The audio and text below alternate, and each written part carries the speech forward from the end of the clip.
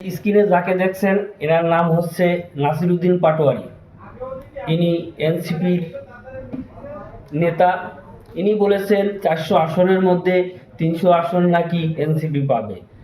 আমি নাসিরউদ্দিন পাটোয়ারিকে বলতে চাই, ভাই তুমি দ্রুত যে ডাক্তারের কাছ থেকে গ্যাসের ট্যাবলেট খাও, কারণ তোমার মাথায় গ্যাস উঠেছে। তুমি 300 তো দূরের কথা, তুমি 3টা আসনও তুমি পাবে না, কারণ তুমি একটি ক্ষুদ্র দল, নতুন দল। তুমি বিএনপির সাথে পাল্লা দিলে তো হবে না। তুমি আরো বলেছো বিএনপি নাকি 50টা সিট পাবে। বিএনপি যদি 50টা সিট পায় তাহলে তুমি তো একটাও পাবে না, কারণ বিএনপির একজন মাঠ পর্যায়ে সাধারণ কর্মী আর তোমাদের উচ্চ পর্যায়ের নেতা সমান।